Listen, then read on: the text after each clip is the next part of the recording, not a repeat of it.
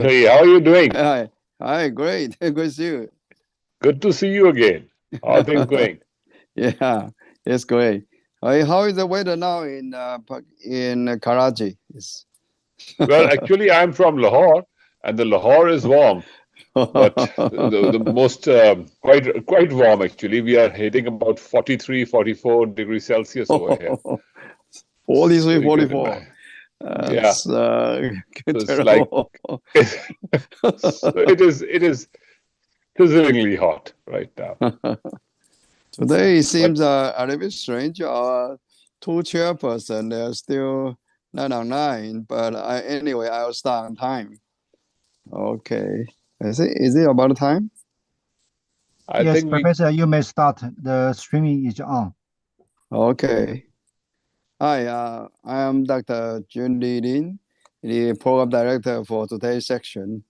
Today's section is entitled as Obesity Intertwined with Heart Failure, Weight Loss Strategy upon GDMT for HFrEF and HFpEF.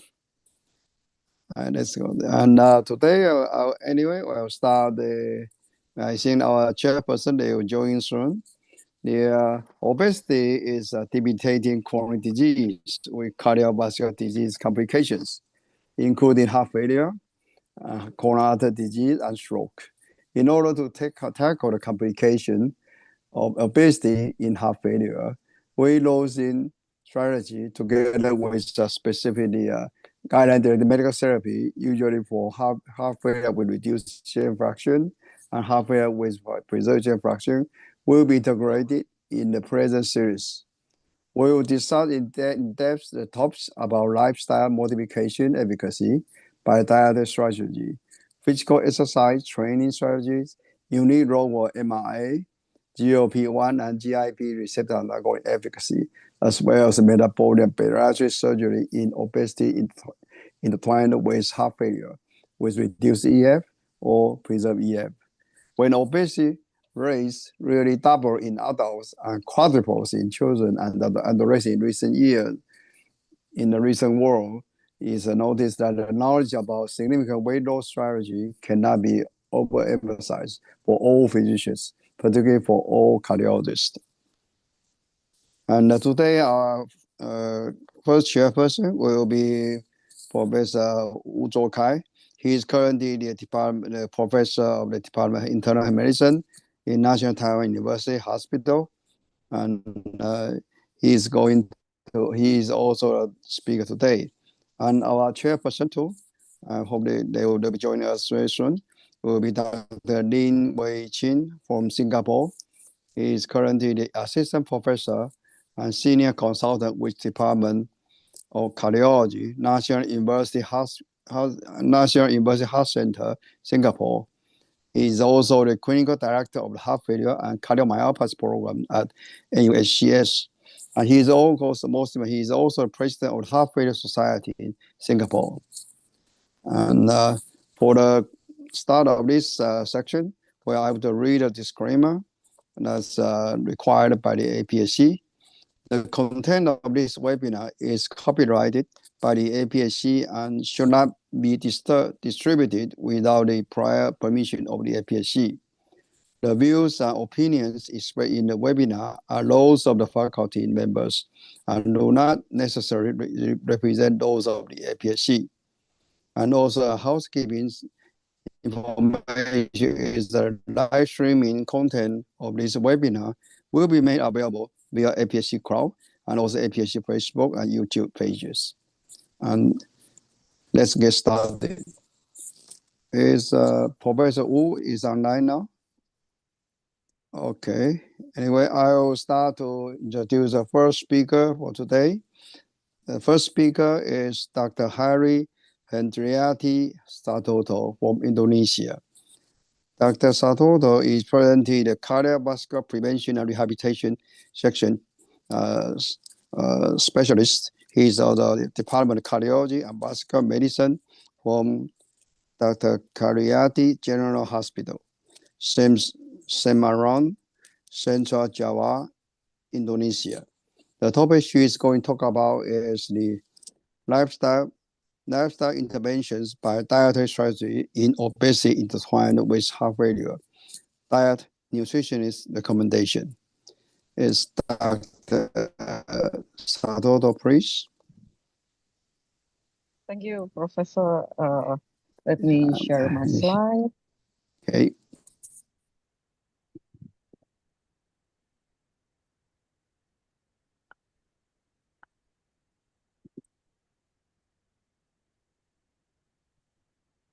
Can you see my slide? Yes. Yeah. Yes. Yes. Very clear. I think. Thank you, Professor. Thank you, Doctor. Good afternoon. This is an absolute honor for me to stand before you today. So before we begin, I would like to express my deepest gratitude to Asian Pacific Society of Cardiology for organizing You may this start. scientific meeting. And thank you also for Indonesian Heart Association. Today we're going to discuss the lifestyle. I'm sorry, your sound is not clear. Is it muted? It's okay, Dr. Lin. I can hear very well. Sound? It's okay, Dr. Lin. He sounds very clear. I can hear.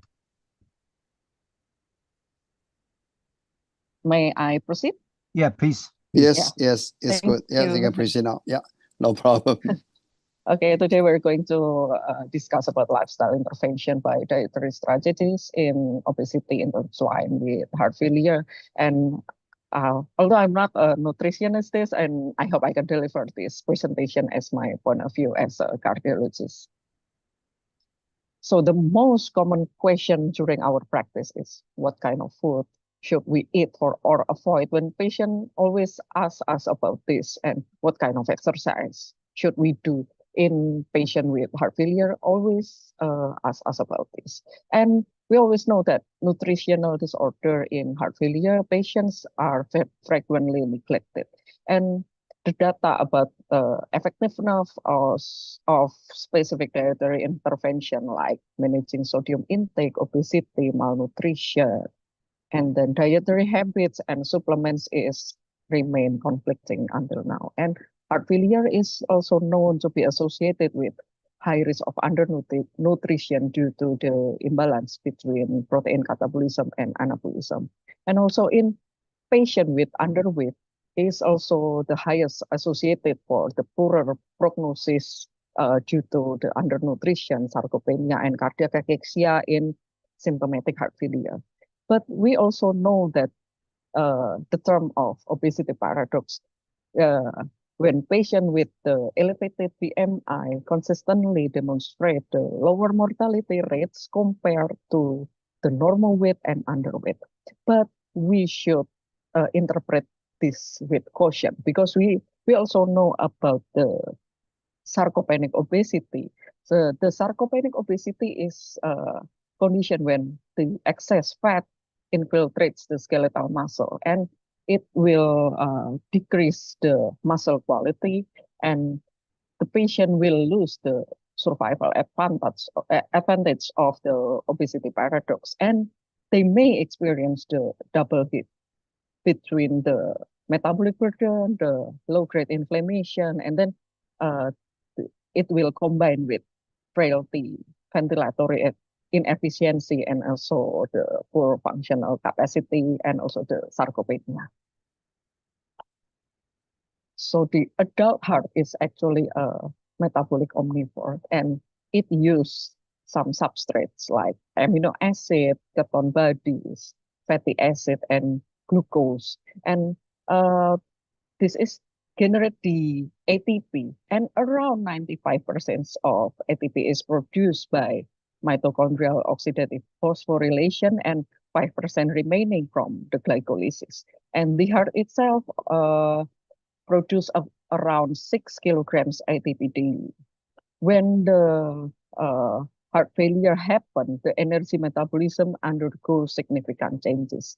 And there is the decrease of fatty acid metabolism, and then the increase of glucose utilization and glycolytic activity, and it will lead to increased lactate production. This increase of glycolytic activity leads to higher lactate production, and then it will reduce the cardiac efficiency and impair heart function. So we hope that combining the metabolic therapy with optimized nutrition could synergistically enhance energy production and improve cardiac function in heart failure. We know that the heart failure pathophysiology, there is a increase of pro-inflammatory cytokines, increase of hyperadrenergic state, increased metabolic requirements, and also the patient also get the physical inactivity due to the symptom of heart failure. This is will lead to heart failure wasting syndrome like malnutrition, cachexia, sarcopenia, and also sarcopenic obesity. And the process of metabolic disruption like insulin resistance, dyslipidemia, and ectopic fat disposition impair, it will impair the myocardial energy metabolism and it will reduce the cardiac efficiency. The sarcopenia itself also caused by aging, also caused by the malnutrition due to inadequate intake, and also caused by the malabsorption and also the chronic disease that make the condition of pro-inflammatory states. We also know about the heart-gut axis. When the cardiac function changes during the heart failure, the heart-gut axis impact through the heart, through the pathway like neural pathway, hemodynamic, and immune system. The neural pathway through alteration in autonomic nervous system that can affecting the gut, and then the hemodynamic pathway due to cardiac output reduction that leads to decreased blood flow, and then the immune pathway. And what happened, it will be the changes of microbial metabolics, the increase of TMAO, and then the reduce of appetite, reduce of cardiac function, and also the immune system. And we hope that we can decrease the inflammation, and TMAO reduction can improve the function, also reduce the fibrosis by treating this patient using like probiotic, prebiotic, or antibiotics. For the nutrition management in heart failure, nutrition play a central role in managing heart failure. So we have to control the weight of the patient. We have to control the calorie. We need to do the reduction for the inflammation state, and we need to manage the sodium and fluid intake. We also can give the patient the micronutrition adequacy, and then supplementation, and also like probiotic like yogurt, and also adequate protein. For dietary strategy, we have to see the, like what I stated before, about the fluid intake. Do this patient need restricted fluid intake or more liberal? The restricted one maybe cause the stress or thirst in patient, but patient with fluid intake up to 1 liter per day mostly have a better quality of life, no rehospitalization. And also we have to manage the body mass index not less than 18.5, because this is the highest risk of cause of mortality in heart failure. And also the worst survival rate in patient with heart failure is patient with high waist circumference but with low BMI. We also have to preserve the skeletal muscle mass because the reduced muscle mass more than 7 kilograms for men and less than 5.4 in women will leads to higher mortality in heart failure. So we can preserve muscle mass by giving the patient adequate protein and resistant training. And also we can give patient with dietary supplementation like vitamin D, melatonin, L-arginine to improve the cardiac function. Nutritional management is part of cardiac rehabilitation. So cardiac rehabilitation is not just exercise. It is a structured multidisciplinary therapeutic intervention. So we hope that this patient getting better in their cardiac function and also the quality of life. Also, the first phase from cardiac rehabilitation is during the phase one. Phase one may happen in the ICU settings or general cardiovascular ward. During the ICU setting, we hope this patient getting returned to daily life, and before patient discharge from the hospital, we hope the patient already know what kind of disease they have and how to prevent the rehospitalization, how to get nutrition management and understand the management of the disease also. In the phase two, we hope that the patient can get the reintegration and return to work and gain the new lifestyle, more healthier lifestyle. And the phase three, we have to maintain the lifestyle of the patient and prevent the recurrence of the rehospitalization and the disease.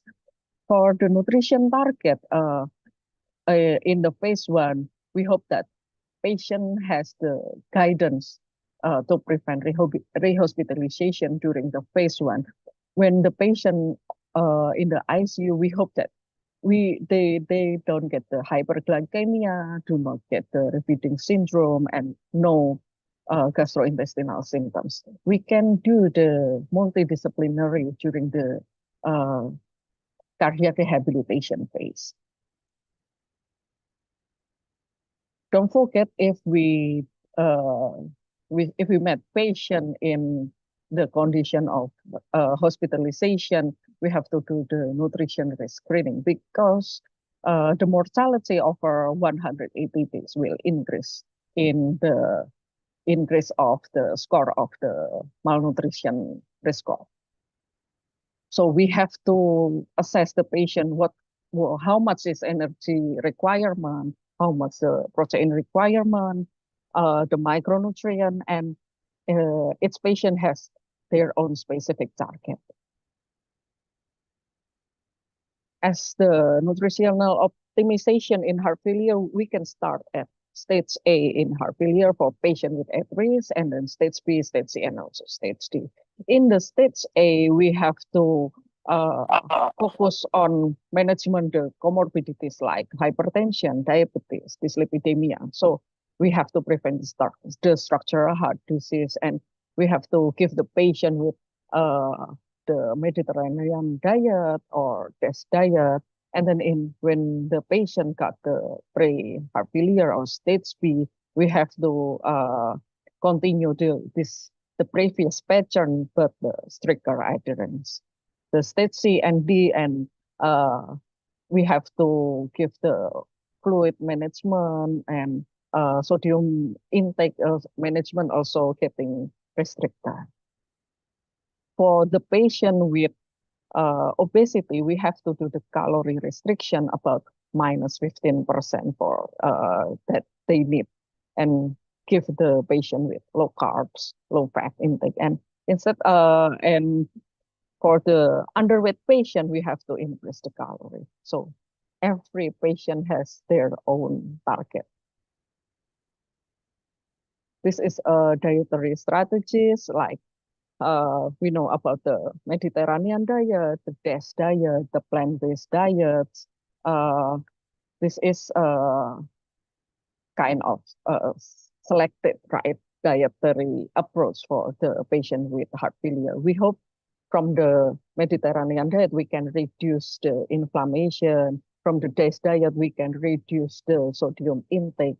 We can reduce the fluid intake. And for the plant-based diet, we can we can balance the microbes in the guts and reduce the inflammation.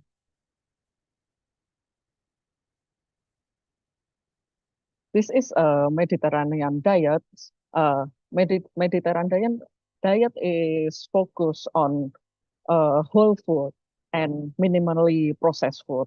So, and also emphasize with plant-based diets ingredients and keeping the red meat and another processed meat to bare minimum. And also it has to be balanced also with active lifestyle. In patients with heart failure that higher adherence with for the Mediterranean diet, they have the lower heart failure decompensation and also lower proBNP.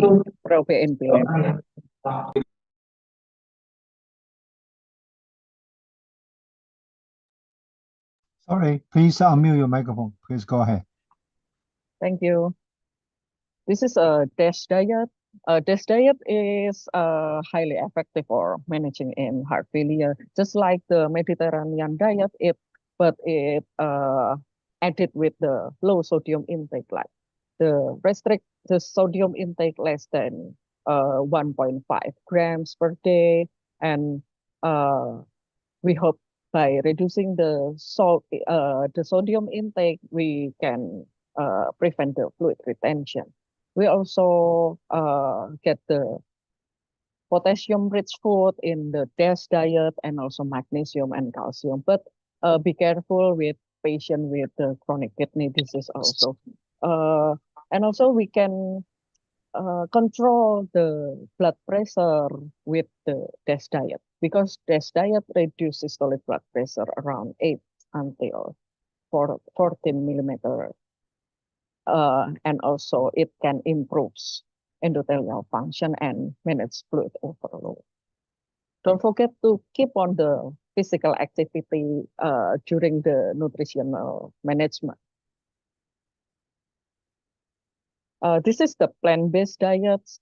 The plant-based diets is emphasized just like the previously diets before. It emphasized the whole food, also minimally processed plant like fresh vegetables, fresh fruits, whole grains, nuts, and seeds, and while it eliminating any animal products. So we hope that it can help to reduce the inflammation during patient the heart failure.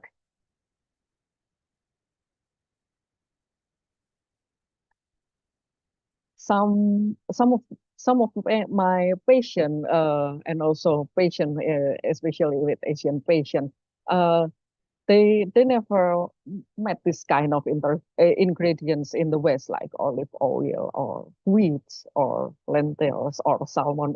Salmon is really expensive here, so we can change the ingredients into the local taste, like change it into the olive oil into change to coconut oil, the whole wheat into the brown rice, like lentils into tempeh, tofu or edamame, and then the salmon change it to the fish with high fat, like mackerel, tuna, or sardine. We also in Asia almost the food is deep fried food, so we have to change it to steam food, grill the food, or some of menu in Indonesia is they wrap the fish or the food. So when they wrap using the leaf, they grill it, and we call it as pepes.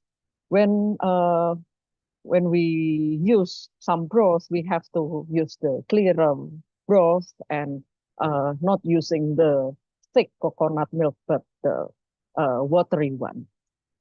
The most important tips, so instead of using salt and sugar in Asia, we can use spices like garlic, onions, lemongrass, or anything. We have to ask the patient what kind of food they want, what kind of food they like. So we can increase the patient adherence, but for getting the healthier food. So as a strategist to improve patient adherence is discussing with the patient what is the goal setting, what is self-monitoring, what do patient feels during given the nutritional management. We have also do the education. Every patient came to us, do the counseling, the importance of the nutritional management, and also don't forget when they came with maybe his or her family, we have to support the family also and keep on follow up our intervention. So does this menu suitable for this patient or not? This is the practical recommendation for clinician. The first is we do the screening and then the diagnostic and then the intervention. And all of this have to do with, we have to do this with the multidisciplinary team. So applying any dietary strategies have to be in a multidisciplinary team. We have to work as a cardiac rehabilitation team, and we have to follow the recommendation. And also we as a cardiologist, we have to do the GDMT for heart failure. And also don't forget, this patient keep on exercise and do the cardiac rehabilitation and the exercise adequacy and safety based on the exercise prescription that safe for the patient. As a summary and key takeaways, we have to focus on weight management because obesity, malnutrition, and heart failure share complex pathophysiology, and we hope that by managing the weight of the patient and dietary management itself, and it can improve the prognosis and quality of life patient with heart failure. Don't forget to do the diet intervention, and we have to see the outcome of this patient after this patient getting the diet intervention. The patient may getting the dietary supplements that they need, and don't forget, as a clinician, we have to see the patient what they want, what they need. So we give the services as a patient-centered care.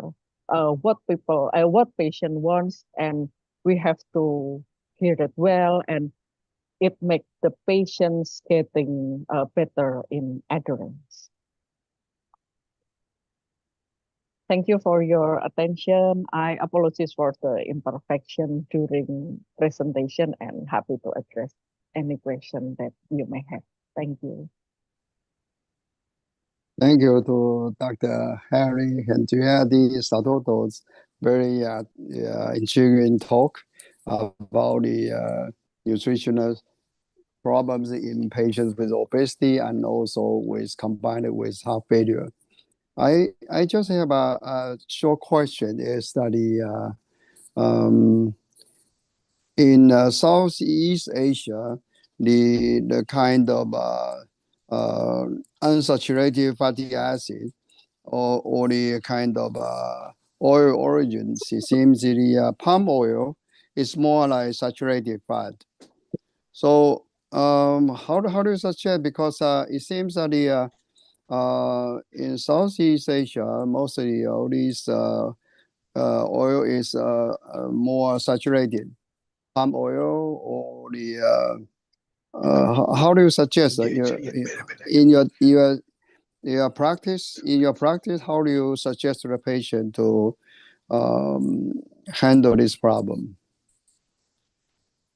Thank you, Professor. Yes, you are quite right. The palm oil is distributed distribute in Indonesia far more than coconut oil, because the coconut oil is actually more expensive here, and not every people in Indonesia can buy it.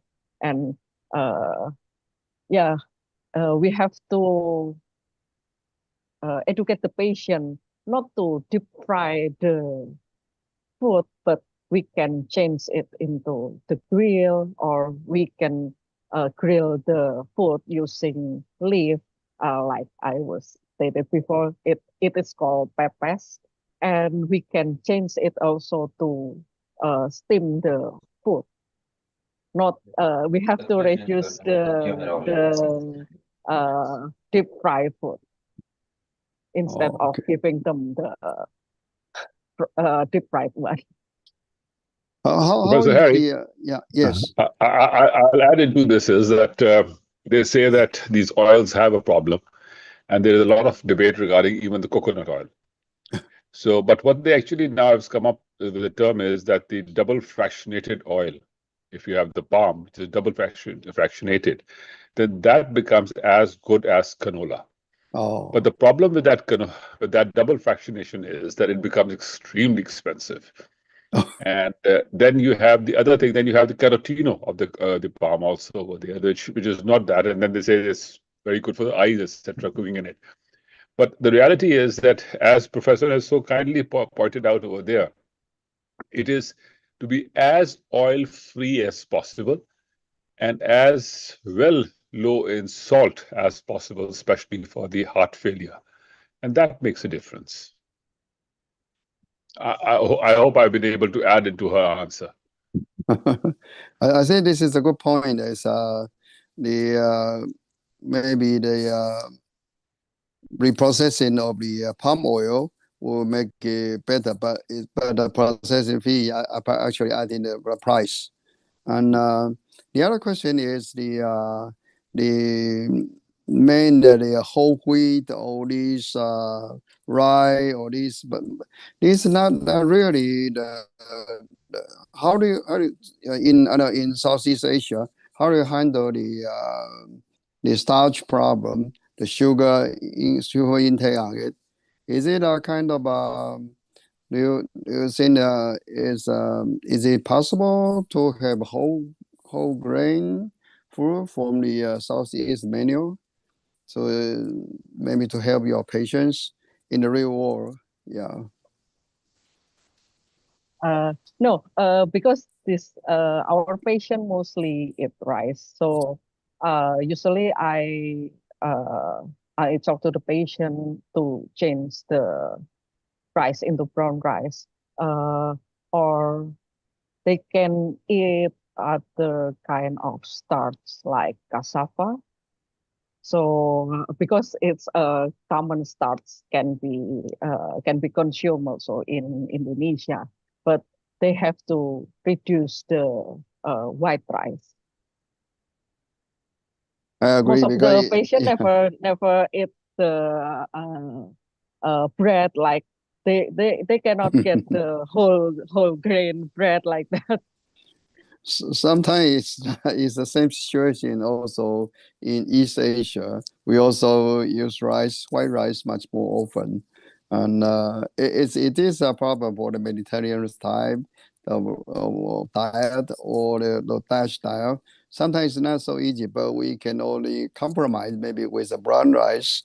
Maybe it's a good idea to do that. I think that's very important. I think the most important you are mentioning is actually salt content. The salt content should be very properly managed. If you don't over process the food, maybe that will be better. Say those meat, if it's processed meat, usually it's much more sodium content or even sugar content, some of them. So I think this is very important. Although this is not easy, usually for these obese patients. Well, thank you. Thank you to Dr. Harry Handiarati, Sadoto's very interesting talk. We'll move on to the next speaker. Since today is very strange, our two chairpersons, they are all busy in the hospital admission. Yeah, I'll just keep on chairing the second speaker. Our second speaker today is Dr. Bilal Mohiuddin. Dr. Bilal Mohiuddin is currently the president of the Pakistan Cardiac Society. He is also the executive director, professor, and head of cardiology at Punjab Institute of Cardiology, Lahore, Pakistan. Dr. Bilal Mohiuddin's lecture today, the topic is entitled as Exercise Training Strategy in Obesity Intertwined with Heart Failure. Who, when, and how? Dr. Bilal, please. Right. Okay. Can you see my slides? Yes. Can you blow it up? I'll just make them bigger. Make it bigger. Yeah, here we go. Okay, it is. So, thank you, Professor Lee, and thank you, Asia Pacific, for inviting the Pakistan Cardiac Society and for this interesting session.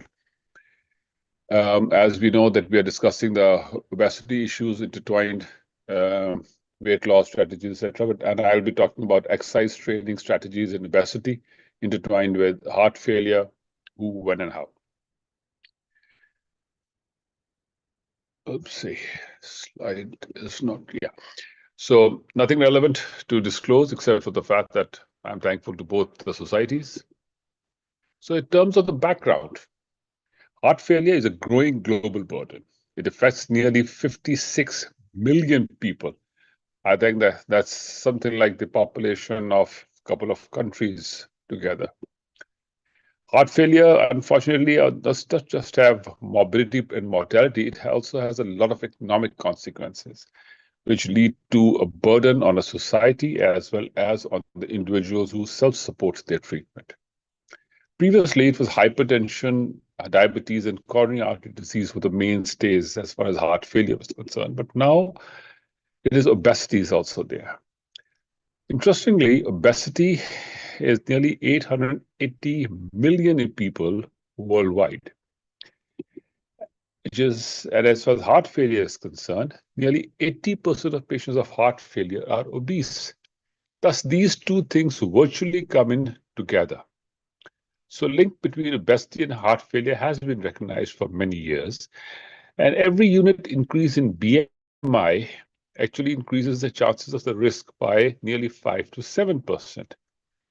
So in preserved heart failure ejection fraction, if you have one standard deviation increase in BMI, it leads to a 1.3-fold increased risk. Now keep this in mind, that 1.34 is the risk of hypertension, and nearly 1.5 is the risk of hypertension. So it's quite a lot. While with reduced ejection fraction, it is less, it's 1.18. The association between obesity and heart failure remains complex. And then we have the bloody obesity paradox, the counterintuitive observation that a higher BMI is associated with improved survival in patients with established heart failure, something which is totally against the concept. So obesity and heart failure, of course, represent two growing pandemics. In the general population, obesity affects 1 in 8 adults and is linked with an increased risk of heart failure. Back in 2022, 43% of the adults were overweight and 16% had obesity.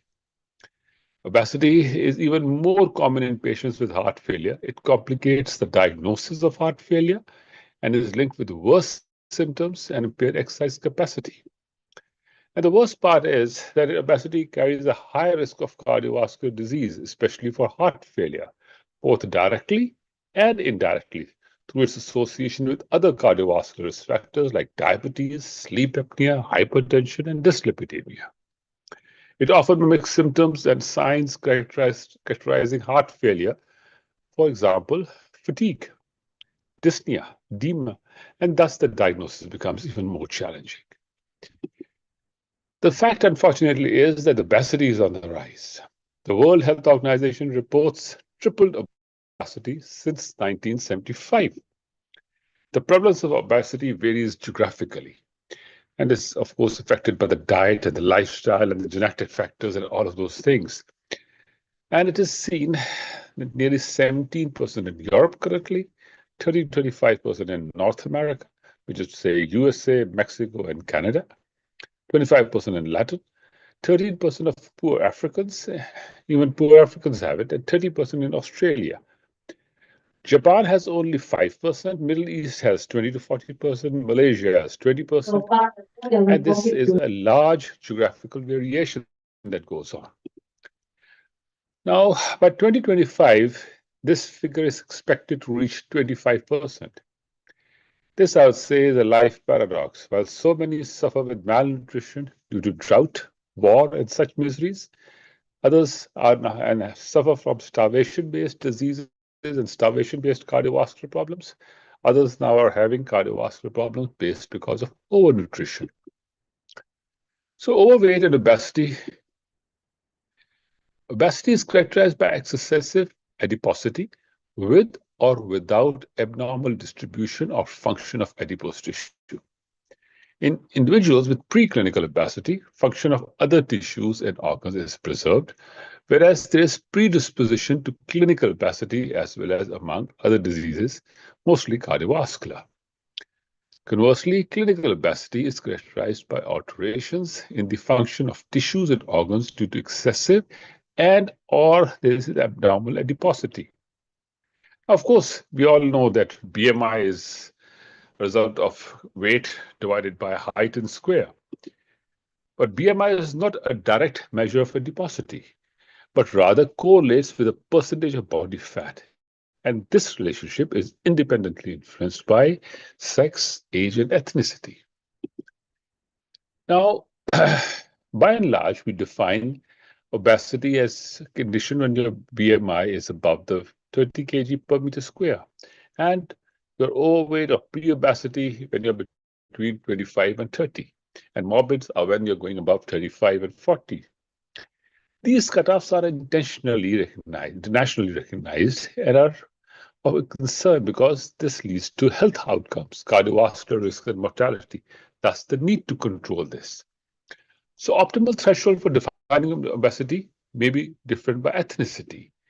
So Asians are said that at least the Far East Asians are said to have a different levels, because in them we cut it down by 2, thereby saying that the BMI should be between, not upper limit as 25, but upper limit should be 23. Patients with higher BMI also exhibit a higher prevalence of other cardiovascular comorbidities such as type 2 diabetes mellitus and arterial hypertension. Now, if you want to measure this thing, BMI does not distinguish between muscle and adipose mass, nor general and visceral adiposity. So large abdominal or trunk fat content, also known as visceral, android, or central obesity, has been associated with an increased risk of metabolic syndromes, type 2 diabetes, high blood pressure, and heart disease. The strong association, this is far stronger than just BMI. Central obesity is commonly assessed by measuring the waist to hip ratio or waist to height ratio, but it can also be more easily estimated by a single waist circumference, which is you do a horizontal measurement between the superior iliac spine and the lowest rib, and from there. And in European men, they say it is 94, and for the women, which are not expected in Europe, they say it is 80. So every area has its own value systems. While there is strong correlation between overall obesity and central obesity, some individuals may have abdominal obesity in the absence of overall obesity based on BMI, also known as normal weight obesity, leading to an underestimation of the cardiovascular risk. Conversely, some patients, as defined by BMI, may have limited abdominal and visceral obesity. Now, to make the matters even more interesting is that if you really want to measure it out, you need to have a DEXA scan, the dual energy X-ray absorptiometry, or an MRI. But these tests are not only just expensive, they're not everywhere available either. As a result, combining BMI and waist to height ratio is recommended for over BMI alone to better detect the fat accumulation in the body and to better assess cardiovascular risk, thereby saying that not just BMI, take another 1 or 2 parameters to make it better.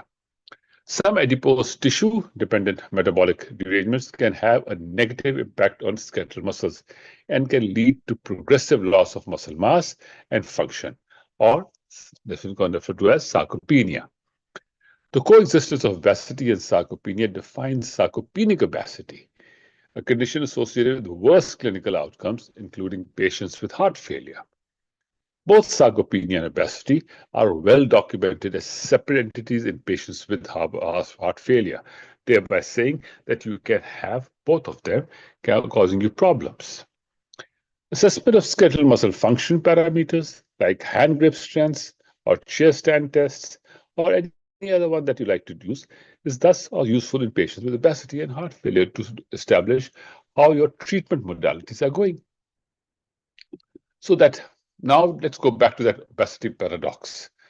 Despite obesity being a significant risk factor for developing heart failure, a higher BMI has been associated with improved survival in patients with established heart failure. Now, is this true or not? This paradox has been consistently demonstrated in some of the analysis. An analysis of nearly 28,000 patients, more than 28,000 patients, found that both overweight and obese individuals had lower all-cause and cardiovascular mortality rates compared to those with normal or low BMI.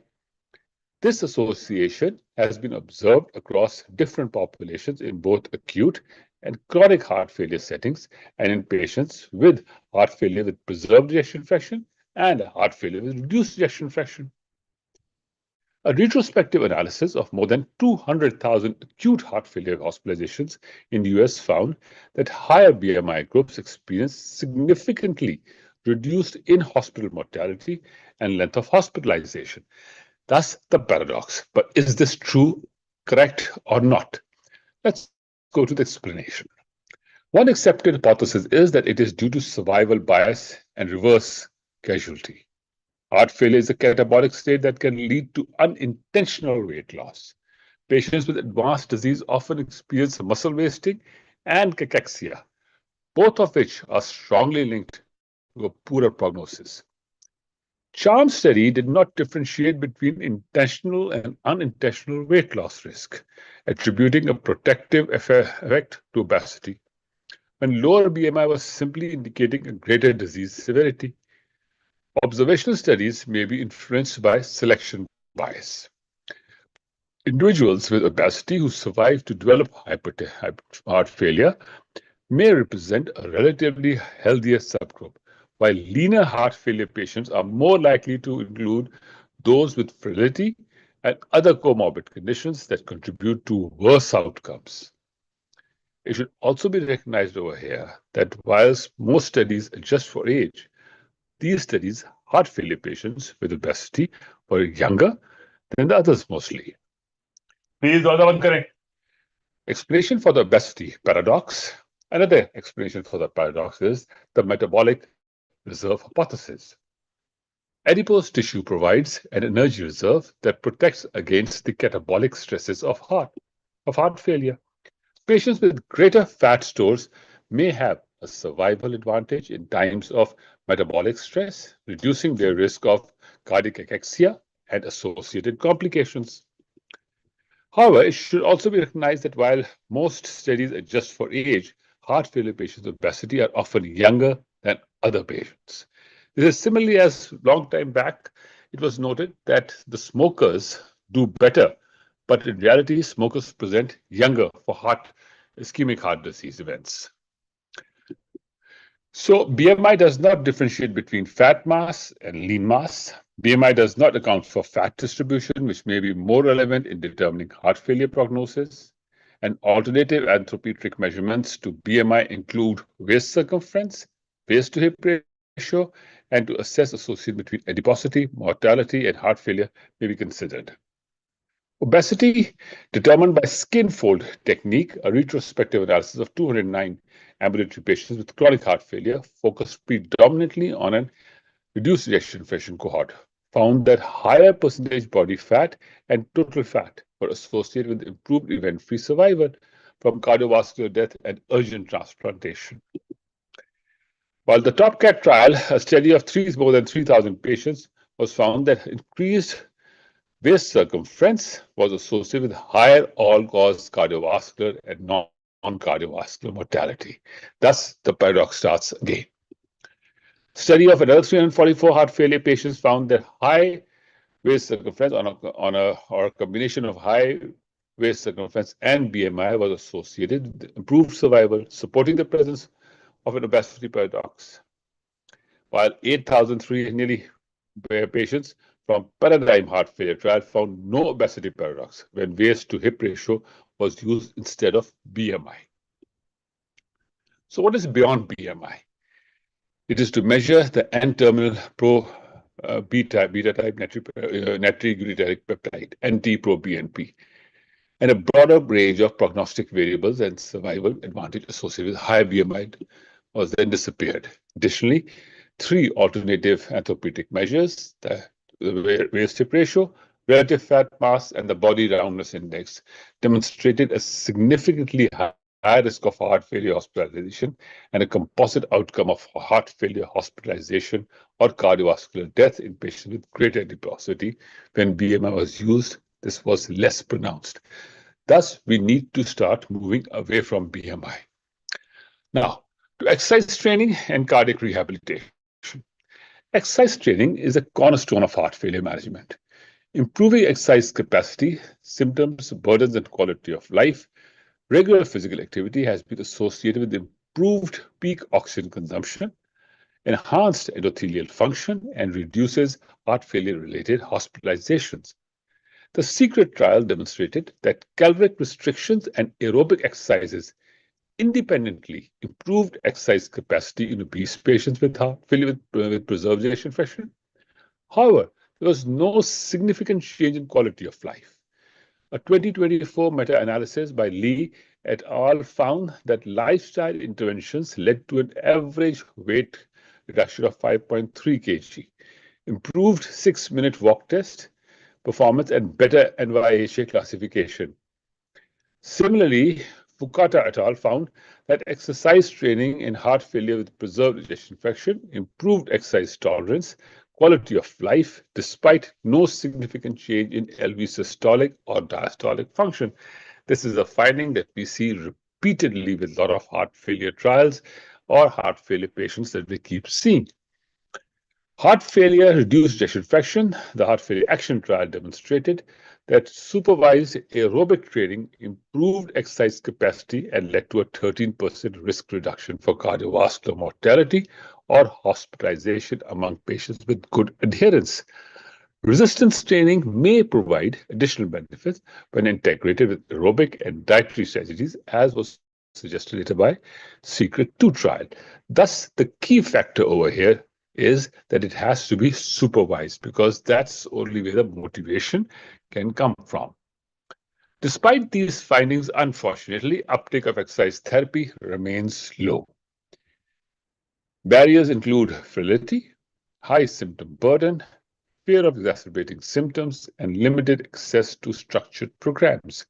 You see, a lot of these patients actually, whenever they start to do these exercises unguarded, they overfeed, they overdo the exercise. As a result, their symptoms worsen.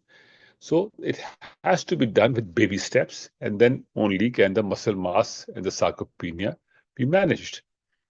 The rehab heart failure trial demonstrated that tailored rehabilitation in older, frail patients hospitalized for heart failure, including obese patients, improved global physical function, although not short-term rehospitalizations.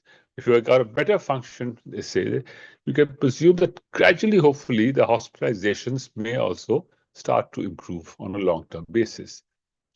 These findings nevertheless support the use of supervised, individualized rehabilitations to overcome deconditioning and functioning decline for heart failure patients.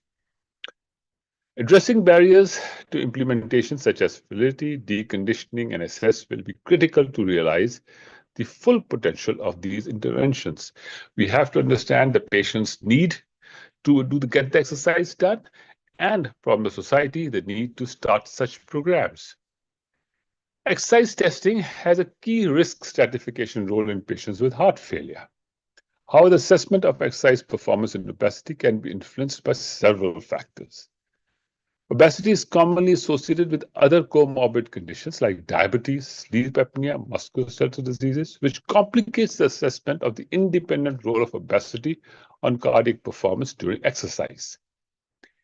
Performing cardiopulmonary exercise testing in individuals with obesity is challenging. Peak oxygen consumption is conventionally indexed to body weight and reported as ml per kg per minute. However, indexing exercise performance parameters to a very large body weight can overemphasize the effects of scaling, leading to retrieve and exaggerated exercise limitation in individuals with obesity. Indeed, in obese individuals, body fat is substantial, but at the same time consumes almost no oxygen. The fat does not consume oxygen. Therefore, indexing to lean body mass might provide a better measure of exercise capacity and might be a better prognosticator. A submaximal parameter such as minute ventilation to carbon dioxide output slope may better risk stratify patients with obesity and heart failure with reduced ejection fraction. The only unfortunate fact behind these all methodologies of measurement is that they are complex.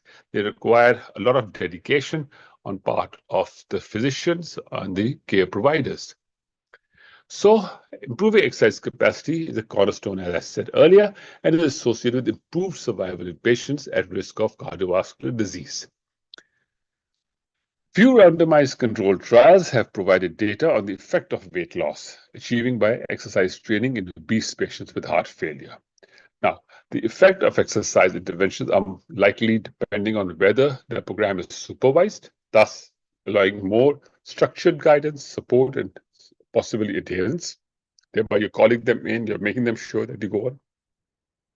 And if they're unsupervised, then less resources are used, but the results are also not as up to the marker.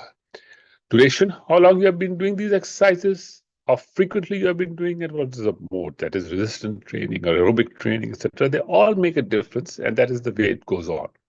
And the ability of the patient to safely tolerate and adhere to these programs is extremely important. Thus, you need to have your safety nets available.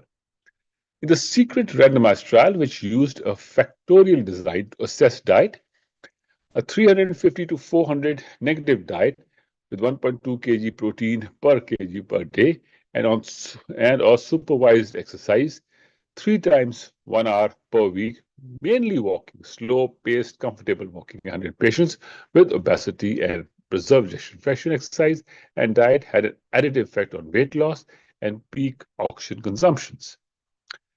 In a post-hoc analysis of the heart failure action randomized trial, 2,331 patients with heart failure reduced ejection fraction, 3 months of three weekly supervised aerobic exercise sessions had only negligible effect on weight loss, regardless of BMI, but with significant improvement in quality of life.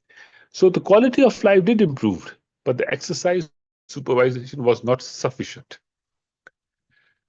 In a smaller RCT on 99 overweight obese patients with reduced ejection fraction, a 6-month home-based low-level aerobic exercise program of 4 times a week resulted in greater weight loss than the control groups. However, the benefits of exercise programs in patients with obesity and heart failure extend well beyond weight loss. They should not be the sole target in treating obesity and heart failure.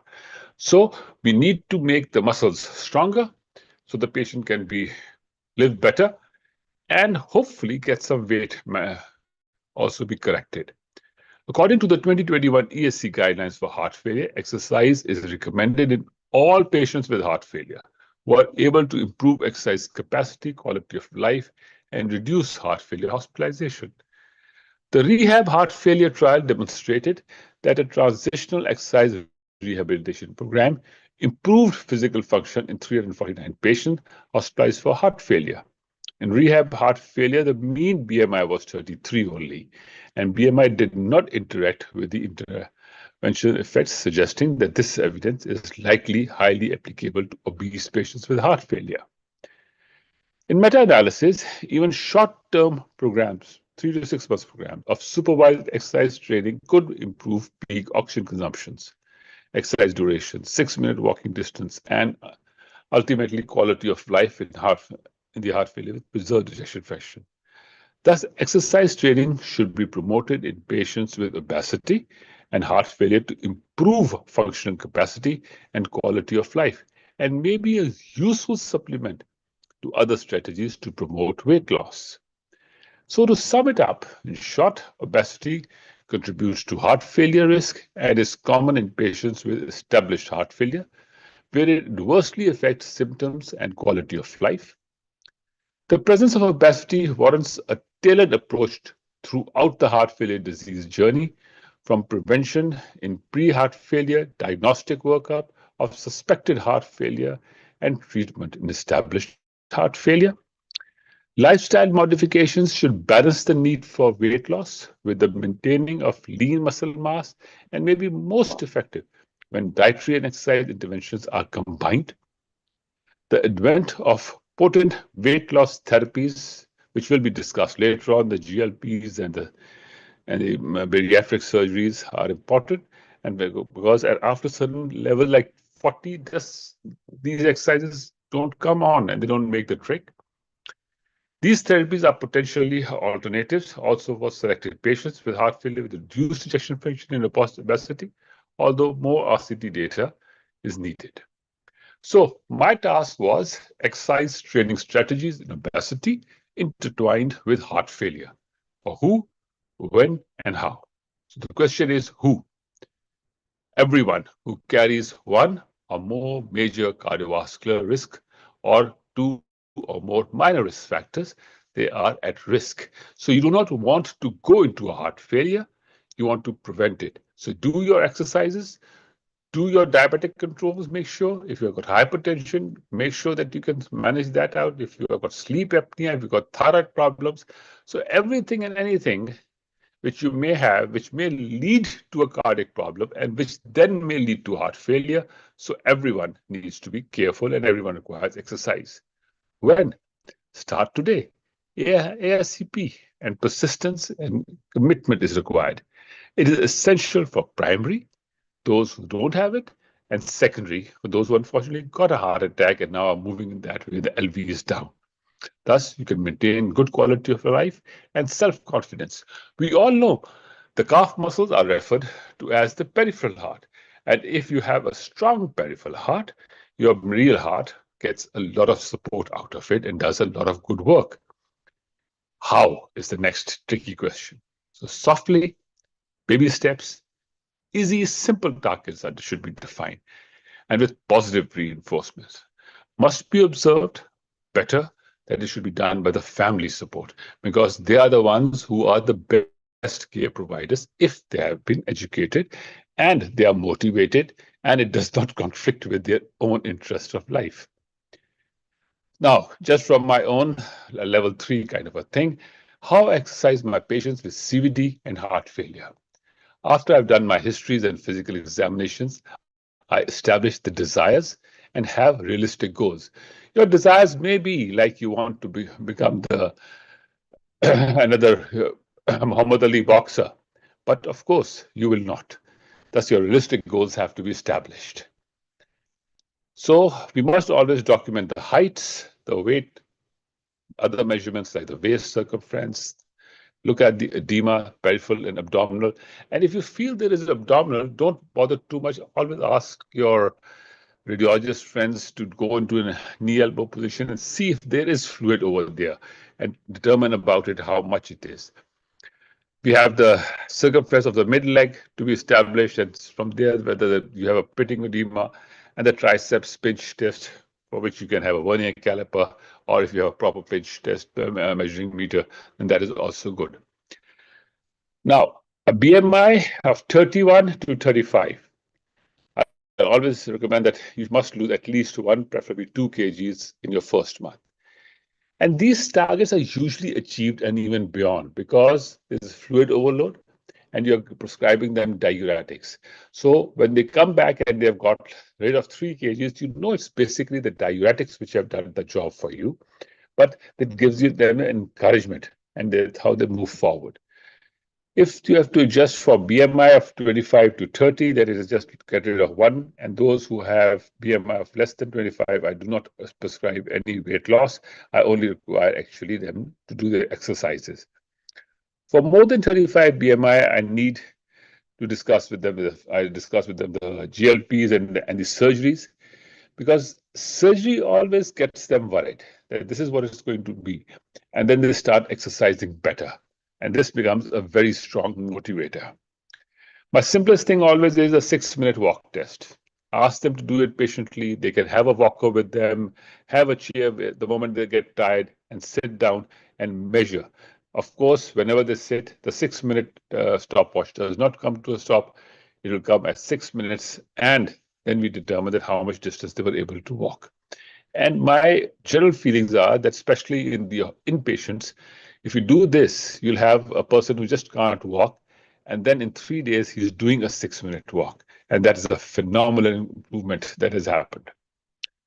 So start with very light weights, like half a kg or 1 kg dumbbells, and then you gradually build them up. You want the muscle mass to come back, and gradually, because they have not been doing their exercises or anything for the last many, many years, and that's why their muscle mass is going down. And of course, remember to do the biochemical analysis, the targets for diabetes, the HbA1c, the uric acid, the thyroid function, and everything must be looked at and be measured and stabilized. Never to forget the caloric needs. Low calories is one way of going about it. And one way I do is that I calculate the 24-hour caloric value that they need to have. Let's say they need a requirement of 1,300 calories or 1,200 calories. Cut it down by about 10%, not the 300 as was seen in the other studies as pointed out. So the individual will be taking about 1,000 calories, and from there, we gradually divide into multiple meals, small meals. Thus, because these very obese patients have hunger pangs, and this way you can control them. And with that, I say thank you and for your patient listening.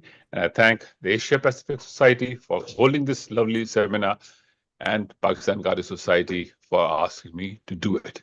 Thank you all. Have a nice day. Thank you to If there are Dr. questions. Yeah. Thank you, Dr. Bilal Mohideen's very interesting talk. I just have one question is when you are making exercise protocol for the patients, usually you do it, ask them to do it at home, or you want to do it coming to the hospital with some monitored by the rehabilitation physician to do that. Do you think it's safer, or do you think it's okay? Is there any difference if a patient with how did you judge who should come to hospital under monitoring or monitor exercise, or you can do that at home? Professor Lee, thank you. This is really an important question. You see, what actually has been happening is that an individual has not been exercising at home, no matter what the doctors have been saying. You see, we keep telling our patients, don't smoke. And then they turn around and say, sorry, I have to smoke. So the other thing is that if you bring them into the hospital or into a controlled environment, you have a friendly park established for them to do their morning yoga exercises or stuff like that. That makes a difference. In Pakistan, being an Islamic country, a lot of people do what is called the morning prayers, the Fajr prayer. And many times communities do their exercises in the morning. So we encourage these patients to join in. But they always are afraid. So for the initial periods, what we have done at Punjab Institute of Cardiology is we have our preventive cardiology department established. And we call in these patients and we put them on a treadmill and make them exercise. Once they get the confidence that they can walk and they will not feel embarrassed in front of their friends, then they start doing these things because they're not confident about it. And it's that confidence that lacks, that I can't do it. And then you have to actually tell them, look, you'll only gain this confidence. No baby became a jogger just by suddenly. He went through the whole exercise of falling and getting up and running again. So that is something that you also now have to do it because of everything. From another aspect, if you look at it this way, we do these coronary artery bypass graft surgeries or the angioplasties and so many other procedures, apart from a few. They're all actually just links so that you can patch up today and lead a better tomorrow. And in between, then finally you have to get to your medications and stabilizations. And those patients who meet their targets well, they keep on doing well after just a single intervention. Those who do not do the follow-ups, unfortunately, they keep coming again and again for next procedure and more guidelines. So one must help them if possible, take them out, give them the exercise bit at the hospital. This will do, or in a controlled medical environment. Once they are done, then in a controlled social environment. And then only later on, they can go and play their 9 holes golf if they want to. And that, of course, if they do that, there's nothing like it. Yes, I think it's always difficult to start exercise rehabilitation for these patients. Yeah. But if only you start, if they feel competence, I think from the hospital escort the rehabilitation, maybe they will do it at home. And well, it's just like the nutritional dietary problem. We also have to educate them and help them and discuss and share with them how they are going to do the decision about heart failure control. This is a difficult question.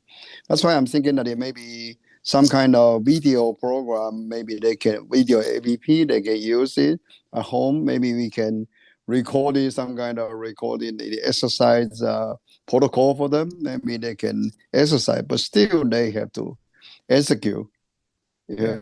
For that execution, even if you want them to do a basic exercise like leg foldings in the bed and then standing leg folding exercises, they need to be encouraged to do it.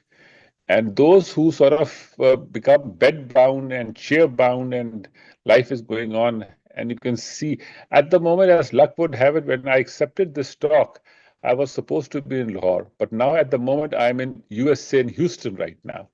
And I'm surrounded by obesity over here. And I see people shopping, sitting in carts, while in reality, shopping was one way of doing that little bit of exercise that you were forced to do. But when you are allowed to have carts to do that even for you, and you're getting your home delivery services all carried out, that is cutting you off socially, and that is destroying your minimum exercise that you have to do to survive. So these are the unfortunate facts of life that you have to come and see it and understand what makes it go. Yes, I believe that's very important. For patients of heart failure, no matter reduce EF or preserve EF, obesity is creating a big role to the cardiovascular systems. And although the nutritional or dietary or the exercise program, they cannot really reduce the body weight very much, but they can still can go up to about 10 to 15%. That's very good. And but still, the kind of execution is going to be the patients and the doctor. They have to cooperate to help them to move on the kind of rehabilitation process, or they can really get better at their life.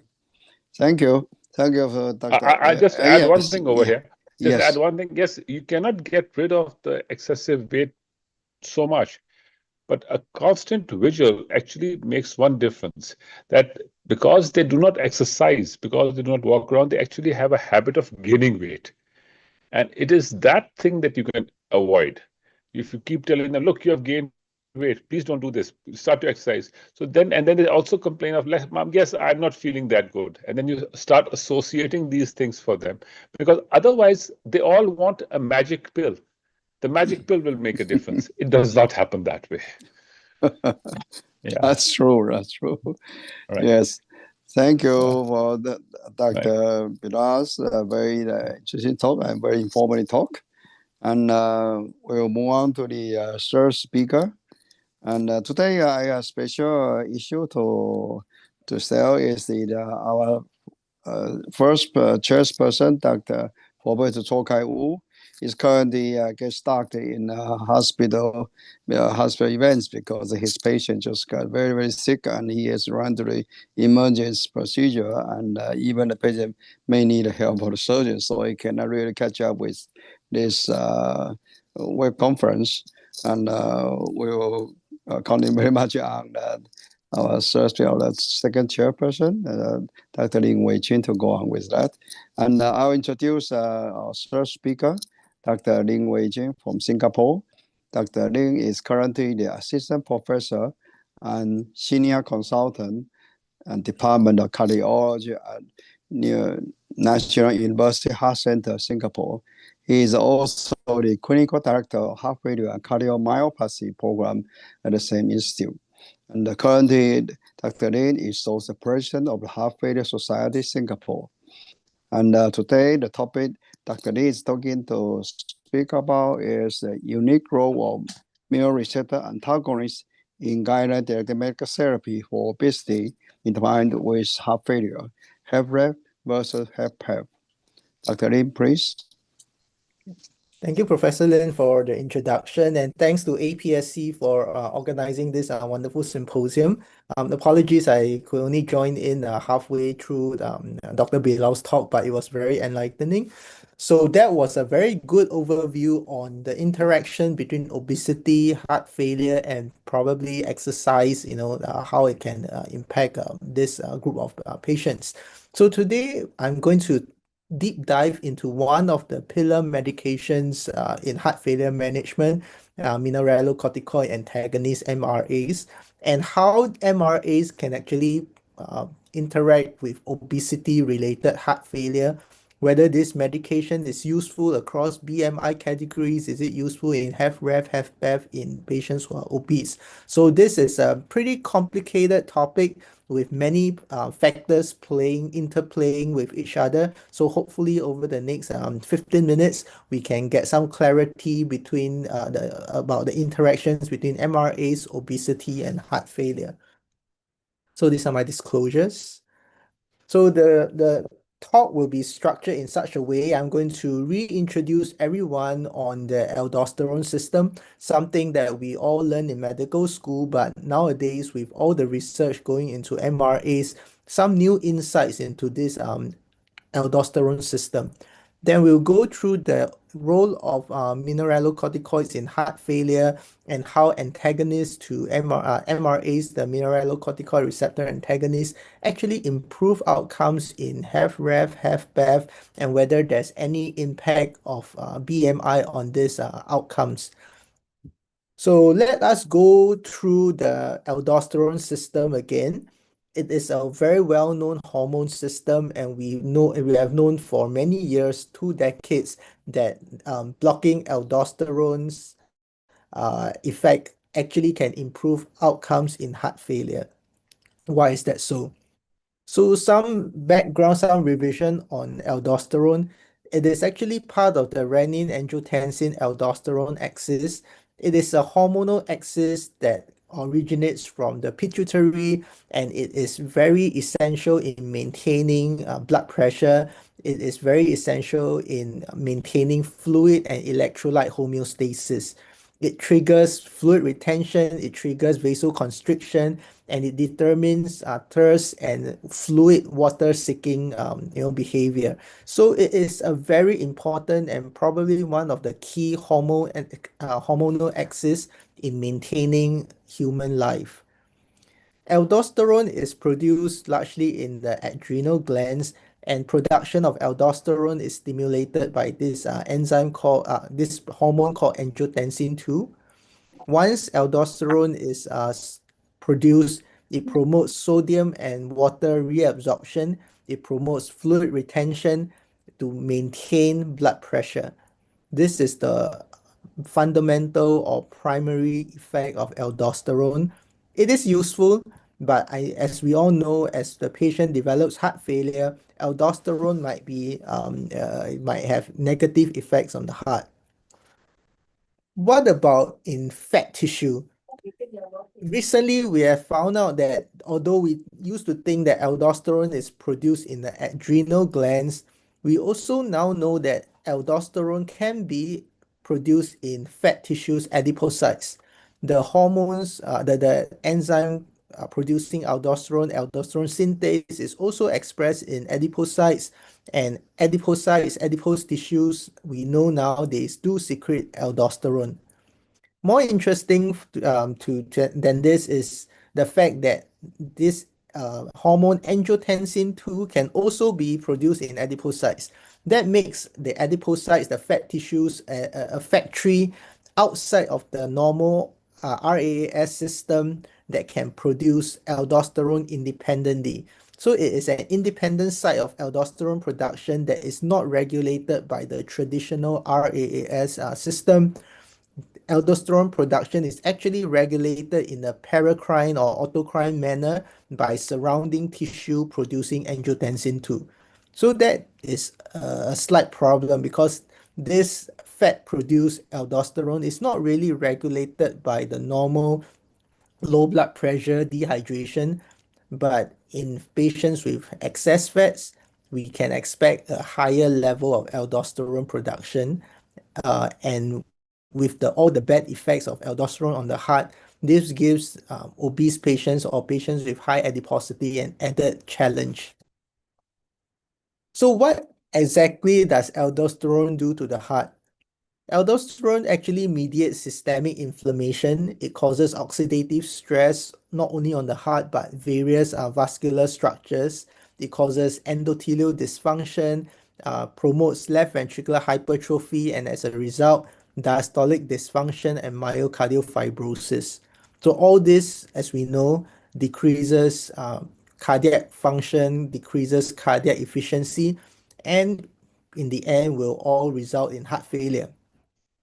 MRAs such as spironolactone and eplerenone has long been recognized as pillars of HFrEF treatment. So these two drugs have been used in improving HFrEF outcomes for many years, largely driven by two very important trials, the ROUSE trial for spironolactone and the EMPhASIS heart failure trial for eplerenone. What about obesity? So Dr. Bilal actually touched very nicely on the effect of obesity on heart failure. So let us dive into this again and look at obesity measured by different parameters of weight, obesity, and adiposity. Do they all mean the same thing? So we know that obesity is traditionally measured using body mass index. An obese patient in most countries would be classified, if it's a BMI of more than 30, that will be classified as obese. In the Asian population, or at least in Singapore, we use a more stringent cutoff of 27.5.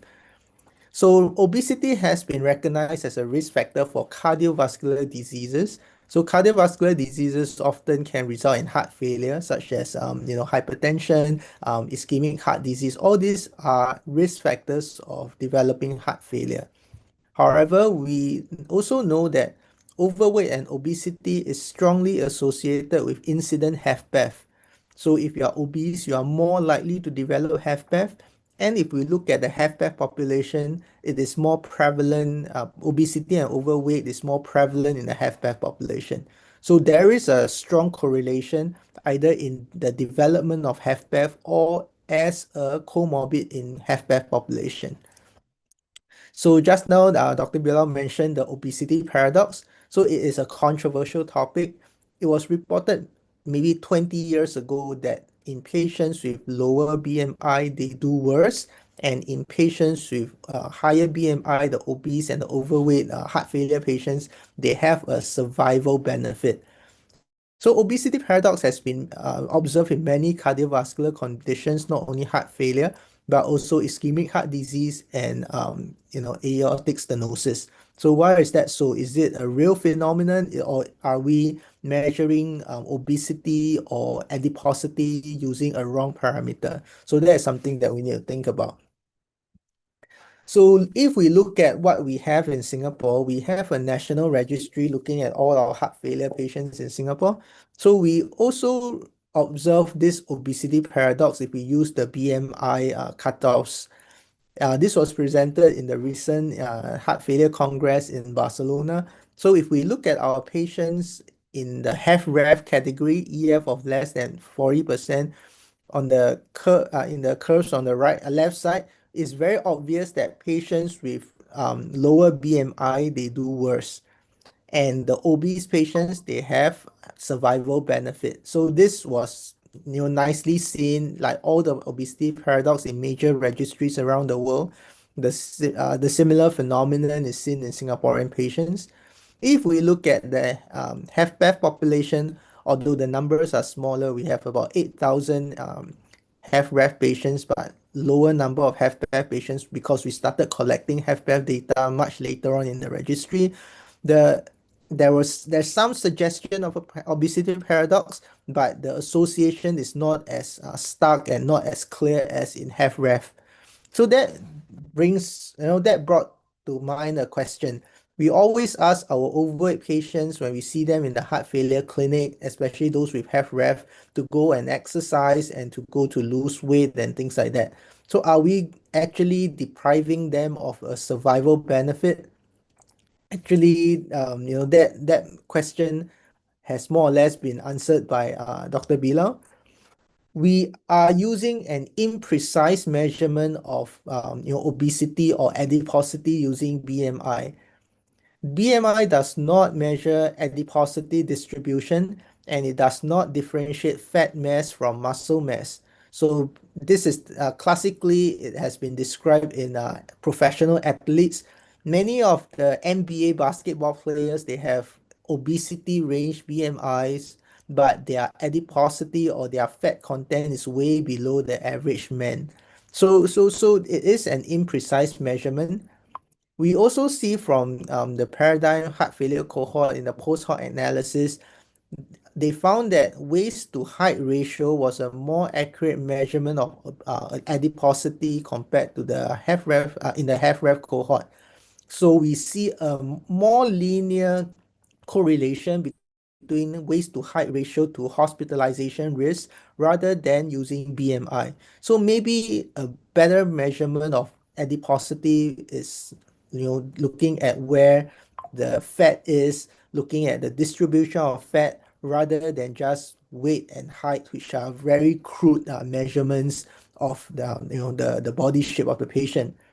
Again, this was mentioned just now, a post-hoc analysis of top-cat cohort also showed that waist circumference was a better measurement of abdominal adiposity, and it was correlating to mortality risk, not so much body mass index. So we are starting to see the problem with using body mass index as a measurement of risk of adverse outcomes in heart failure, because we have better measures of adiposity, and adiposity and fat distribution is a more stronger risk predictor than just weight alone. So we should start changing our thinking and not base all decisions just on BMI. So we know that there is this complicated interaction between obesity, heart failure, and if we use adiposity, then it is a more reflective of a person's heart failure risk. What if we throw MRAs into the mix? We know that now we are moving into an era of cardio-kidney metabolic disease. We have seen many drugs that we do not know the exact mechanism of action, but they are very useful cardiometabolic drugs such as SGLT2 inhibitors. SGLT2 inhibitors actually started the whole thinking about cardio-kidney liver metabolic syndrome, which is a complicated interplay between the various organs, between fat, between adipose tissues. And there are some drugs nowadays that can target this whole complex syndrome. SGLT2 inhibitors being the first class, non-steroidal MRAs, GLP-1s, and in the future, maybe some anti-inflammatory drugs. So understanding this interaction between MRAs, obesity, and heart failure is the first step in us understanding how to tackle this metabolic syndrome or cardio-kidney metabolic syndrome. So as I mentioned just now, one of the early trials looking at the role of MRAs in HFrEF was emphasis heart failure.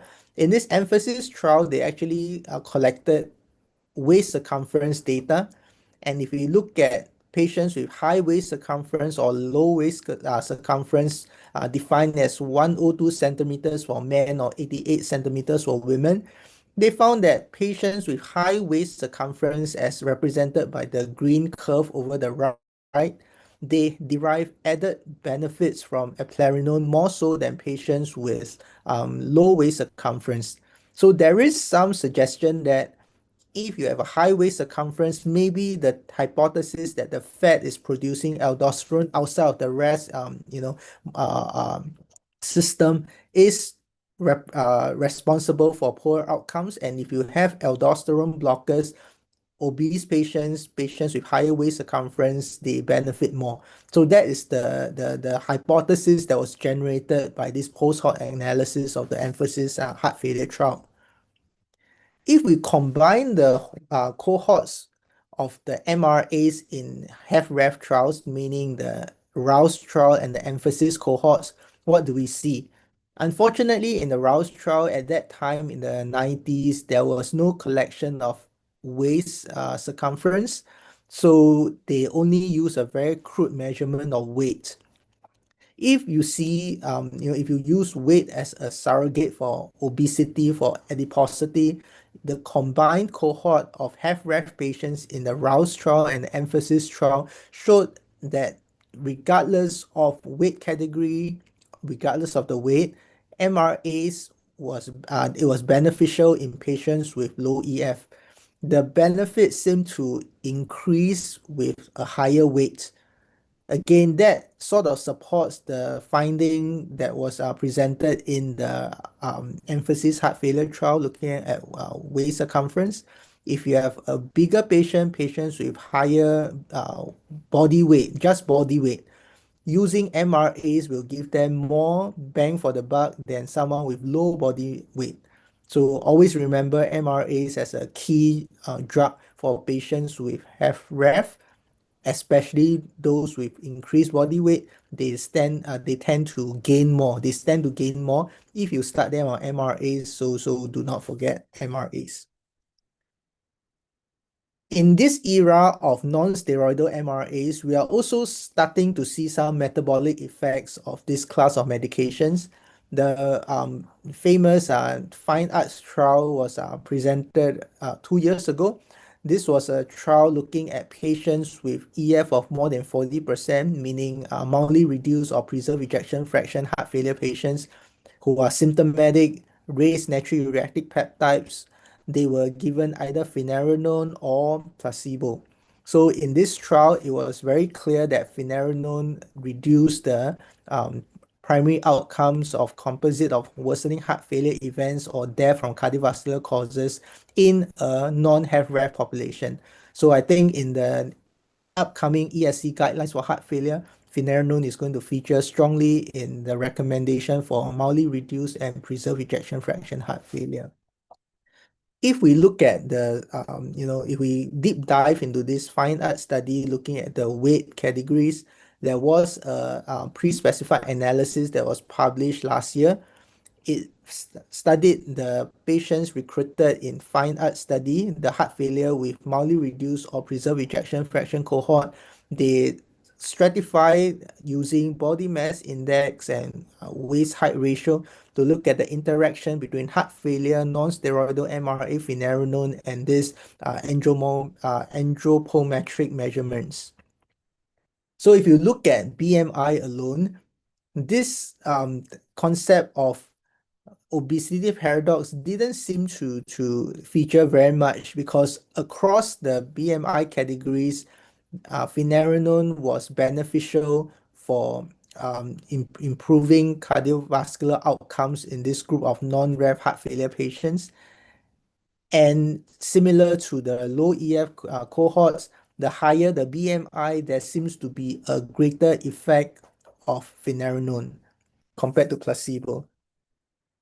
If we look at symptom improvement, similar to the cardiovascular outcomes, all groups of patients, regardless of BMI, were benefiting from finerenone compared to placebo, and the greater improvements in symptom came in the higher BMI categories.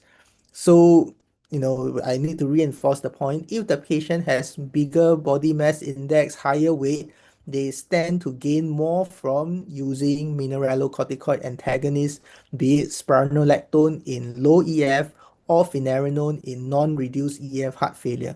So it is really a key drug for our patients with heart failure. Regardless of LVEF, they need to be on some kind of mineralocorticoid antagonist. What if we switch the measurement from BMI to looking at waist height ratio? Again, there was no interaction between waist height ratio and the effect of finerenone. All patients, whether they are lean or they have increased abdominal obesity, adiposity, they stand to benefit from finerenone compared to placebo. Similar again, there seems to be a trend towards greater benefit in patients, with higher BMI. That was unfortunately attenuated in using waist height ratio as a measurement of abdominal adiposity.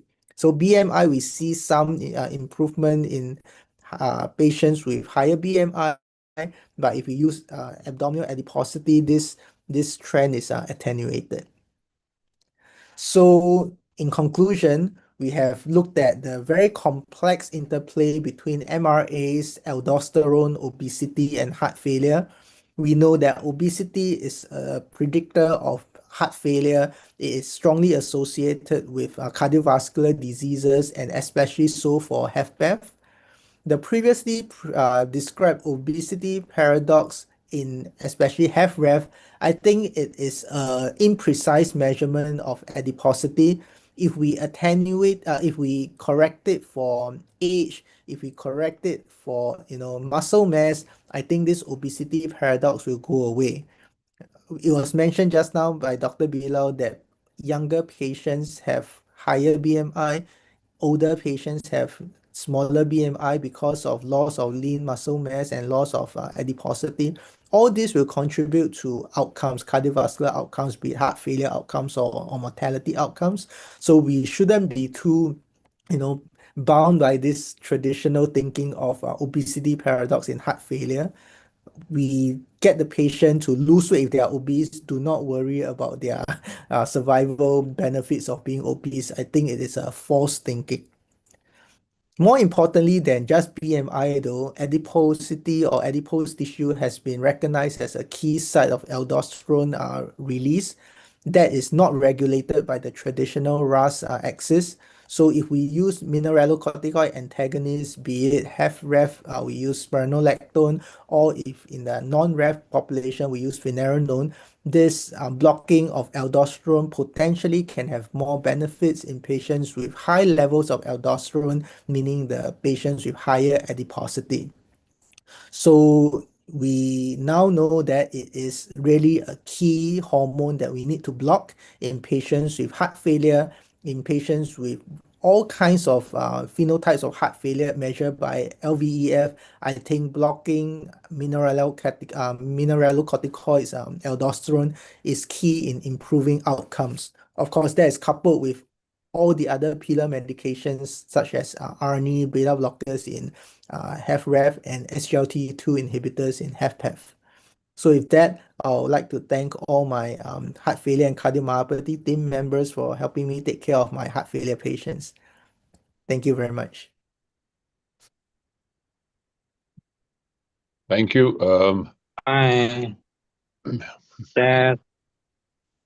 Yes, thank you to Dr. Lin's very interesting talk.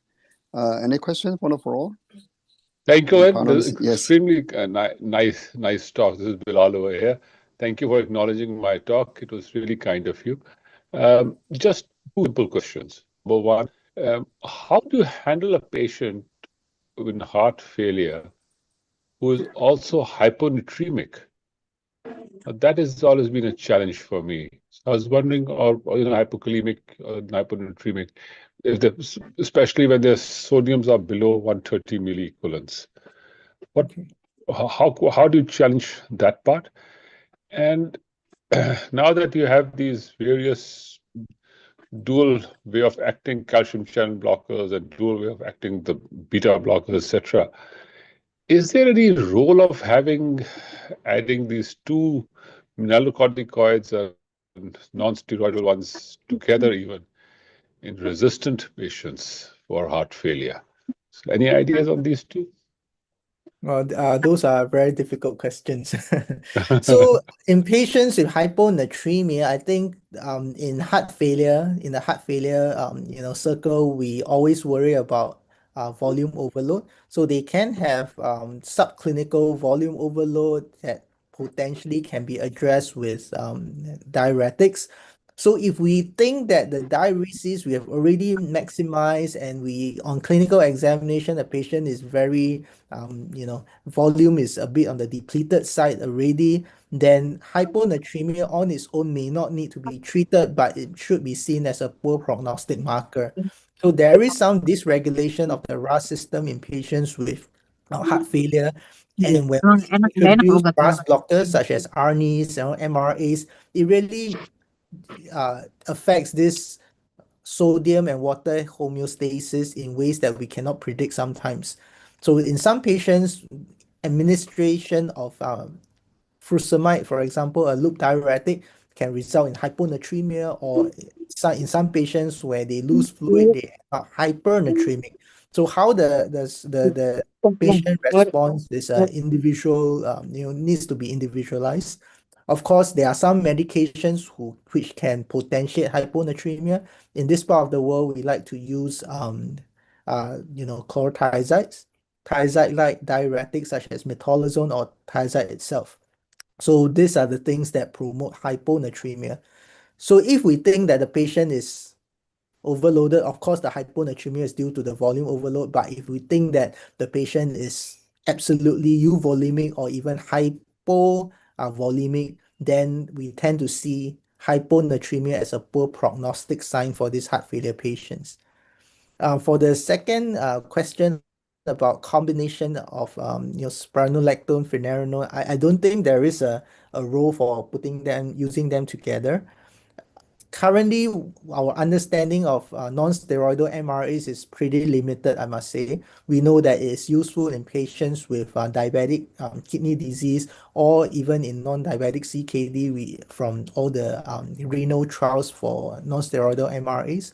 We know that it is useful in patients with preserved or mildly reduced ejection fraction heart failure. We do not know whether if we switch spironolactone over to finerenone in HFrEF, whether it's still protective. We have absolutely no idea, because spironolactone is still the pillar medication. Whether we can interchange that with finerenone, we have no idea. There is an ongoing trial looking at patients who cannot tolerate spironolactone. The HFrEF patients who cannot tolerate spironolactone, they can be recruited to take either placebo or finerenone, and we await the results of this trial. I suspect it will be positive, but the population that really cannot tolerate spironolactone in the HFrEF cohort, I think is not many to start with. Hope this Well, answers. in our part of the world, basically, there are men who are normally not that tolerant to it because of the breast tenderness that they may Yes. develop. So in them, we tend to shift to eplerenone, or so that is a sidekick as far as this is, that if you're a woman, go with spironolactone. If you're a man, then go for the eplerenone. But I don't know how far that is correct, because both, if tender breasts, both sides are looking very nice things to have. Yeah. So, that is a perfect population. Maybe in the future, if the HFrEF finerenone study is positive, we will end up giving men finerenone and women spironolactone. Who knows? Yeah. All right. Yes, Right, thank you. Dr. Lin, Right. I also have one question. I was just interested in the last paper you showed. It seems that the BMI is quite important determining factor for MRA effect. But strangely, the weight circumference seems did not show the kind of effect. How is that?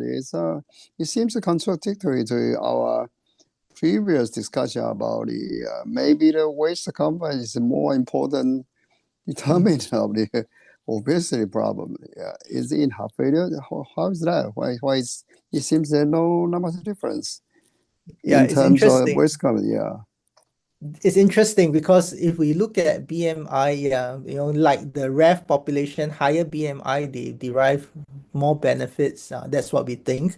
But if we convert that to waist circumference, it doesn't seem to have the same kind of effect. Maybe in my thinking is everyone stands to benefit regardless. So finerenone might be a less specific, MRA, and maybe it has less metabolic effects. I'm not sure. So definitely for all patients, they stand to benefit from use of finerenone if they have heart failure with EF more than 40%, just that we don't see the added benefit in heavier patients. That's the only takeaway I can make out of it. It is contradictory, yes. Yeah, it's interesting. Yeah, in all rounds trial, it seems by weight only we can see the better effect of the MRA in those Yes. higher weight. But Yeah. is it a difference between the spironolactone and Eplerenone. No. The difference between spironolactone and non-steroidal MRA is more finerenone, like a synthesis. It could be. yeah. We And don't we know that finerenone is touted to be more cardio specific. So if we are only addressing, cardiac effects of finerenone, maybe the adipose effect is not so much as something non-specific like spironolactone. That might be a possible explanation, but I don't think anyone has a good, grasp of the effect of non-steroidal MRA finerenone as yet. Just like we don't really know how SGLT2 inhibitors work, but it works nonetheless. Yeah. So that's yeah. I think we'll Yes. find out more as more trials come out. Yeah. Yes, Yeah, but I think yes, Dr. Bidar. is the cost is phenomenally different, you see. So, and a heart failure patient's budget already is quite stretched. So the moment we start adding these more fancier medications and long-term acting diabetic control medications and lipid management medications and all of those things, it really becomes phenomenally. I'm sure Singapore can afford it, but countries like Pakistan and some Bangladesh, etc., they'll find it very challenging to do these things. But anyway, thank you for a lovely talk, Len. It was really good. Yes, yes. I think thank you for all the speakers today. Today we have some problem with our speakers. Fourth speaker, Dr. Wu from Taiwan, he's also chair. He's get stuck in the hospital, an emergency event for his patients. His patients currently is urging to the operation room, and he cannot make it stay. And also our last speaker, that Hani Sabor from UAE, is now still not online. And I think we may have to get to the closing. Maybe Dr. Lin Weichin, you will make the closing remark for the shortened welcomer today. Yeah. I think even I joined a little bit later. I learned so much from the interactions, amongst our panelists. It is very important for us in this day and age to understand obesity, heart failure, and the interactions between these two conditions, because now we have drugs targeting obesity. We have more and more drugs like the GLP-1 agonists, the GIPs. They actually treat obesity as a condition that is medically treated. And if that fails, then we are going to do invasive things like bariatric surgery. So how all this obesity management affects heart failure is something that all cardiologists will have to tackle with. And if we are still stuck in the days of using BMI and worrying about the obesity paradox, maybe we'll be hamstrung in giving the best treatment for our patients. In fact, I didn't present the data, but in our analysis of the Singapore population, we found that patients who lost weight in their heart failure journey actually did worse. So then we start to worry, oh no, I asked my obese patient to lose weight. Am I doing them more harm than good? I think we should move away from that, and we start to look at obesity using other measures such as waist circumference or height waist ratio, things like that, to move away from using BMI, but looking at obesity and adiposity as a condition just like hypertension that needs addressing and needs treatment. So I think my main takeaway from this symposium is there are other measures of obesity and adiposity which might be better serving our heart failure patients. And there are new treatment modalities coming up, such as semaglutide, tirzepatide, which will address this obesity heart failure phenotype. Not forgetting our traditional medications such as SGLT2 inhibitors, MRAs, they have been found to be extremely useful in obesity-related heart failure. So these are medications that we need to give our patients if they have high adiposity, and regardless of LVEF, they serve to improve cardiovascular outcomes in obesity and our patients with high adiposity. That's my main takeaway. Exercise, of course, is an important part of all cardiac heart failure programs. If we can pair our patients in a heart failure program into a cardiac rehab program that promotes exercise rehabilitation, that will complete our heart failure treatment strategy beyond medication and into lifestyle intervention. So that's very important as well. So with that, yeah, I think, sorry, yep. Just since we have these 10 minutes or 9 minutes to kill, I visited Singapore. Had the chance, but I haven't visited Singapore for the last couple of years now, nearly about a decade. But your country was one of the first which became, for the subway, gum-free. And you got rid of the chewing gum. Then you also became one of the countries which became a strong voice for anti-smoking campaign in public areas. But still in your country, you have the deep fried food coming from McDonald's and all of those coming in. And a community like yours, which is so health conscious, is the medical community talking like they did for the tobacco? Are they talking about this deep fried stuff, to be removed out from the fast food? Because you see, no matter what, if a child is given a mobile telephone, they will sit down. But we all know that this mobile is basically nothing else but a trauma for the child long-term basis.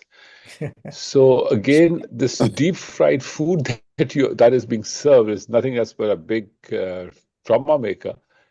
But are you doing is the country's cardiac intelligentsia doing anything about it? I was wondering that, or are they talking about, or just as in our part of the world, they're just talking about it, doing nothing. Look busy, do nothing. So it's something like that. Yeah, it is. We have been trying to tackle food intake for many years. In fact, about 10 years ago, it's not cardiac specific, but the Ministry of Health in Singapore, which they call it, they wage a war against diabetes. So they go into primary prevention of heart disease by addressing the risk factor diabetes, which is in fact very prevalent in Singapore. Just like India and Pakistan, Bangladesh, 1/4 of the plate with carbohydrates and 1/4 of your plate with good proteins. So that is the key message about diet in Singapore that we have been trying to drive. Unfortunately, as we know in most parts of the world, the cheap food are often the most unhealthy. In Singapore, if we want to eat really a healthy plate kind of diet, it will probably cost more than processed food McDonald's. So we can see a disparity when it comes to food intake and socioeconomic status. People who are struggling with day-to-day expenses, they'll look for the cheapest food and they'll look for the most convenient food. And unfortunately, they are the worst when it comes to health benefits. And when patients who are in a lower socioeconomic status, poorer patients, they have worse health outcomes, and it's all linked, So this social determinants of health is a very, very important thing. Not only food, but it's a whole, topic that we need to address as a country. Singapore is rich, yes, but you are looking at the government reserves. The government is rich. Does that trickle down to every single Singaporean?